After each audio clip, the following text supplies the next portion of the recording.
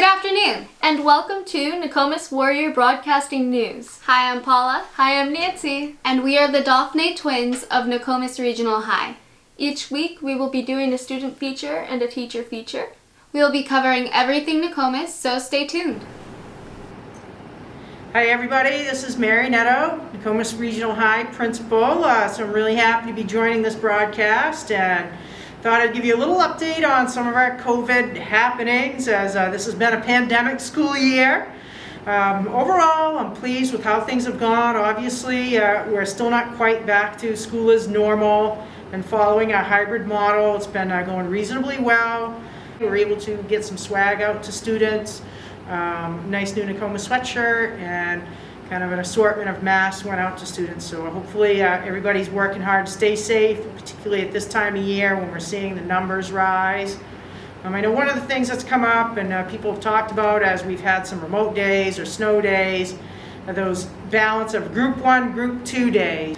We'll wait to the end of the semester, and if it's more than a couple of days, we'll look at making an adjustment to try to keep a balance, but just generally really proud of the hard work people have been putting in, and we know it's challenging, but true to form, our Warriors have been stepping up to the challenge. So hopefully, we can get through these next few months. We know it's still a little bit of tough sledding ahead, but with a vaccine coming, hopefully, springtime, maybe things will lighten up.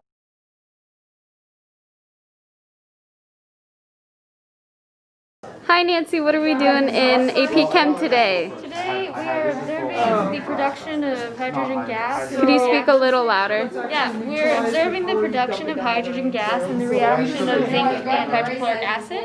And then we're going to hold a match up to it and see a flame, sort of like a bush bottle experiment, where the hydrogen gas is ignited. Can you explain what's happening? Yeah, so Alright, could you explain so what's happening right now? Hydrochloric acid is mixing with the zinc in the test tube.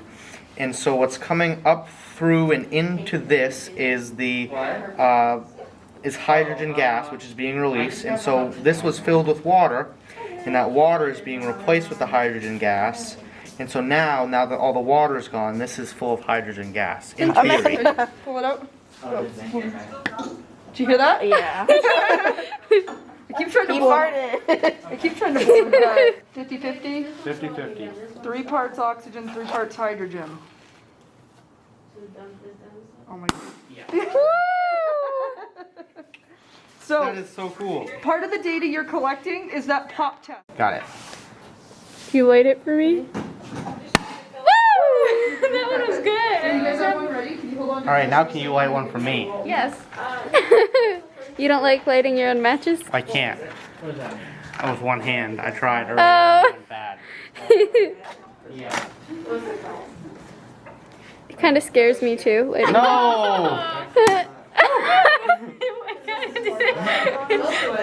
That was a success story, huh? What has been your experience teaching during the pandemic? Has it been a good one, a challenging one? What are some things you've had to overcome?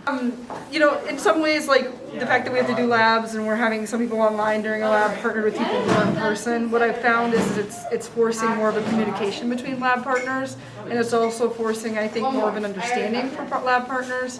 You can't kind of let your partner do everything for you anymore. There's usually a switch where you're in person and they're kind of relying on you.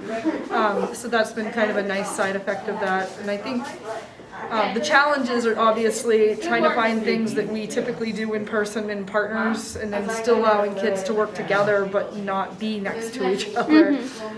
So I think if there's one thing that's really been tough for me, it's that. And I have some classes that are overwhelmingly in person and not so many online, and then vice versa. So it's not always a clean switch between classes, and how do you give everybody that same experience? And that's been hard.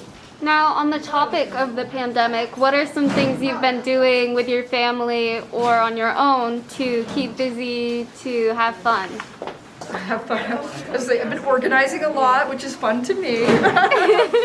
But I think just a lot of just family time, just being able to be home and like play around in our yard and just be together has been awesome. Even if we don't go anywhere in particular, just finding all the kind of unique things that we have. We have a bit of woods in our house, a big field at our house. We've got a little bit of everything.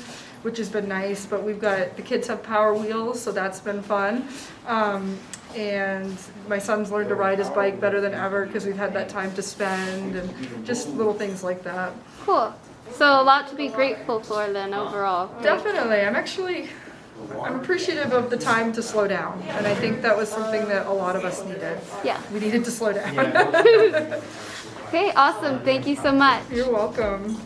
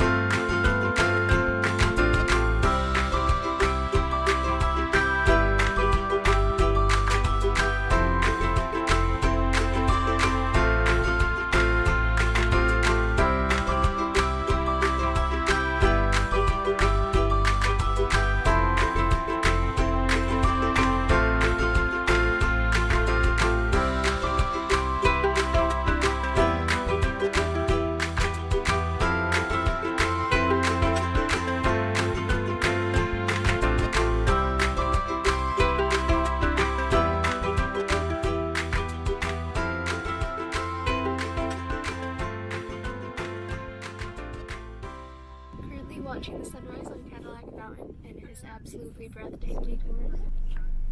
There's a deer right there.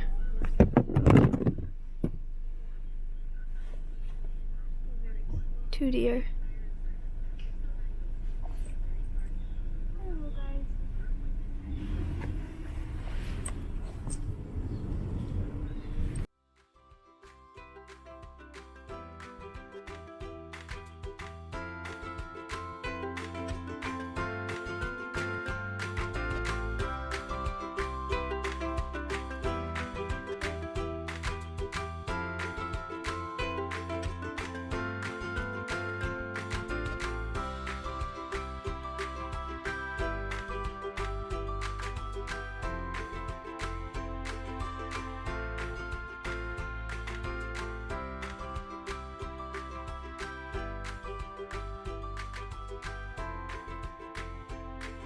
Guys, look at how beautiful this is. I hope that the camera's catching it. Look at that.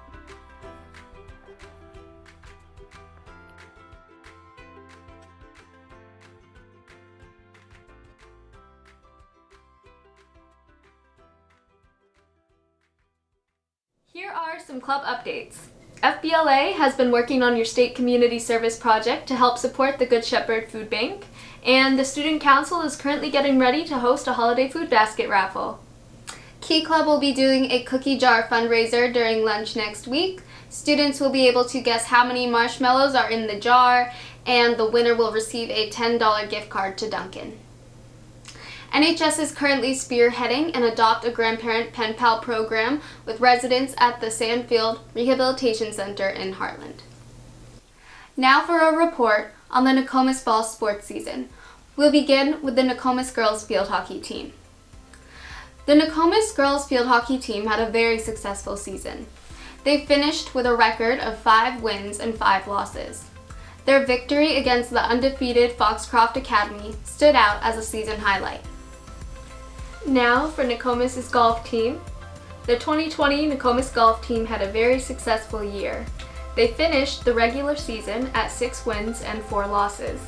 The highlight was beating MCI by 1 stroke at their home course in Palmyra. At state qualifiers, the team did not qualify for states, but finished 8th out of 13. There were no seniors on this year's team, so the future remains bright. The Nokomis girls soccer team had a very successful season. With 4 wins, 2 losses, and 2 ties, they had the highest record the program has seen in 7 years. 6 out of the 8 games they played were against Class A schools, and they were undefeated against Class B schools. On to Nokomis boys soccer. Nokomis boys soccer had a season far better than any in recent history. The season finished with 2 wins and 5 losses, but the boys soccer team performed far better than their record shows. The Warriors were in almost every game this season with 3 heartbreaking 1-goal losses. The highlight of the season was playing a very competitive game with top-ranked Class A competitor Bangor High. Finally, for Nokomis cross country. The Nokomis cross country had an outstanding season, and there is much to be excited for according to Coach Littlefield. Captain Ashley Frederick saw her personal best season, scoring in the top 20 at the regional meet. The Nokomis boys competed at the highest level of the conference standings throughout the season. They won consecutive meets at Skowhegan and Waterville. Nokomis finished 4th at the regional meet, including Hunter Melo's all-conference performance. Until next time, these are your hosts, Nancy and Paula, reporting to you for Nokomis Warrior Broadcasting News. See you then!